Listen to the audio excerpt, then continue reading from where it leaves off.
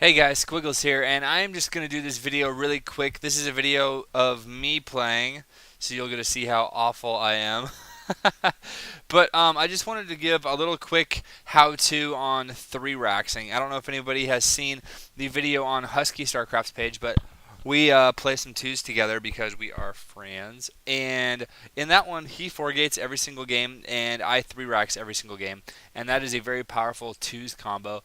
So for the Terran side, just the 3 racks is like the strongest pressure build that isn't all in because you can actually expand out of a 3 racks. If you go 4 racks, that's like very all inish, and usually that's just all Marines.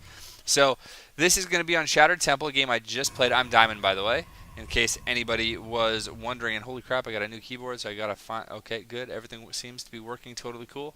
OP Justice, I actually asked him after the game if I could go ahead and cast this, and he said it was totally cool. So I actually don't get this build down exactly 100% right, but you'll get the gist of what goes on.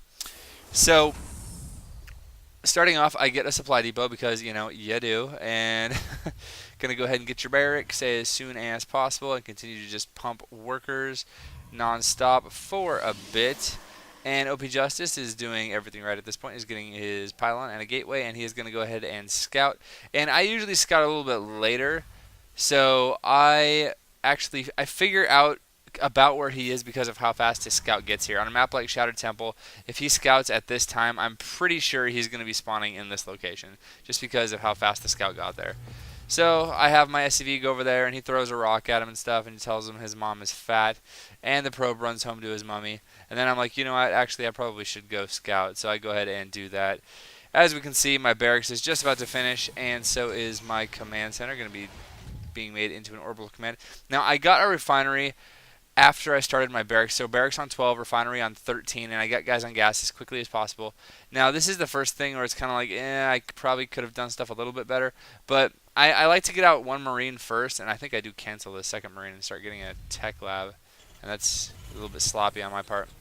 But I like to get out one Marine just to force the probes and not hang around, to not stick around and stuff. And so I do poke around in his base and see a little bit of stuff. I see he is going for a gateway and a cybernetics core. And one thing I'm very interested in seeing is if he's going to get that quick second guess, and he does. So that signals to me either he's going to be going for tech or he's going to be going for sentries. But it's not going to be a 4-gate most likely, which is going to make my 3 racks really strong.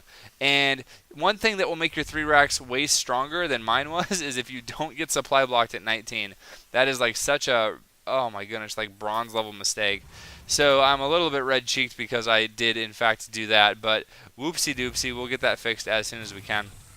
And also you can see my money. I should have started this 3rd barracks quite a bit earlier. So yep, not flawless play by any stretch of the imagination by me. One thing to note is when you do a 3 racks opening like this, you're only going to get 1 gas for quite a while. So I do only get 1 gas, and now I'm going to start spamming supply depots. Pretty much this SCV is going to be non-stop making supply depots one at a time for the rest of the game, just because of what I'm doing. So first, I go ahead and I get, and it's already done, but I'll just tell you, I get slow for my concussive shells and my marauders. And I'm going to be pumping out a bajillion marauders. And like I said, this Marine, sometimes you get it, sometimes you don't, but I get it just to get the probe away. I think it's smart to just deny scouting. He is taking the Zelnunga Watchtower. That's very smart on his part. And you can see here that, in fact, he is going for Warp Gate. So, whoopsie doopsie on me. I just swung and missed on that one. But it makes sense that he would go for Warp Gate because of the positions. If on this map, which is obviously a 2v2 map, if I spawn in the position I start at and he's like over here, the builds are going to be different because of how far away it is. But here I go with my little push, and here we go. I'm gonna be going, and I also have, I should tell you, I have my barracks rallied on one of my units. So as I move my units across the map, my barracks will reinforce to my unit. So that is helpful to realize as well. And you can see this guy, yep, just going to be spamming the supply depots because Marauders do take 2 supply each, and they're kind of expensive. I'm also starting Stim when I can, but Stim takes like, what is it, 170 seconds now? It's so long. And actually, okay, this is what I want to, and I'm actually going to pause it right here. So I did a little poke right here, right? And this, man, I want to say at this point that OP Justice has lost. at this point, because if he force fields me in half when I'm coming up the ramp, then he holds this and he's in an advantageous position. Because I have 5 Marauders with slow and a Marine, but 5 Marauders, this Zealot's going to die fairly quickly, and then these are going to evaporate, and he has really nothing left, so I'm going to go ahead and start it again. But really, this force field by the Protoss, if you're planning on holding with sentries, then the force field, like, you literally need to be staring right here and hotkeying doing everything else, because if you miss that force field, you literally lose the game. And you can see here, these Zealots really don't stand a chance, and you can see on the minimap, I'm just spamming more Marauders, and they're just going to continue coming up, and yeah, there's really nothing they can do. I let him get a couple of hits there, but yeah, I mean, what is he going to do? He's warping in guys. He has a 4 warp gate, guys, and he's warping in guys literally as fast as he can. But Marauders are just so strong against Stalkers, and Sentries have 0 DPS. So if you're not going to be using their force fields, I mean, once the ramp is broken, it's just, oh, it's rough right now.